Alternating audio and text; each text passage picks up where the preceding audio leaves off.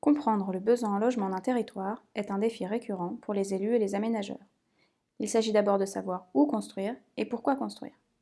Pour l'expliquer, partons d'une question simple. Faut-il produire des logements uniquement dans les villes qui gagnent des habitants? A priori, on serait tenté de répondre oui. Plus d'habitants correspondrait à plus de logements. En réalité, non, car on ne loge pas des habitants, on loge des ménages. Qu'est-ce qu'un ménage? Il s'agit de l'ensemble des occupants d'un même logement, unis ou non par des liens de parenté.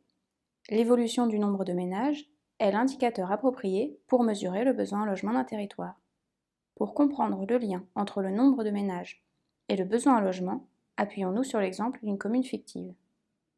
La commune A gagne des habitants alors qu'elle ne produit pas de logement. Comment l'expliquer? Les logements de la commune A accueillent plus d'habitants qu'auparavant. Il s'agit du remplacement de personnes vivant seules par de jeunes familles. Dans ce cas théorique, la commune A n'a pas besoin de construire de nouveaux logements pour accroître sa population. Faut-il produire des logements dans les villes qui perdent des habitants? Pensons à nouveau en termes de ménages. À quoi correspond cette perte de population dans l'évolution du nombre de ménages? Partons d'un autre exemple. La commune B perd des habitants alors qu'elle continue à construire des logements. Cette perte d'habitants se conjugue à une augmentation du nombre de ménages. En effet, du fait du desserrement des ménages, il y a de moins en moins d'habitants par logement. On a donc besoin de plus de logements pour loger le même nombre d'habitants.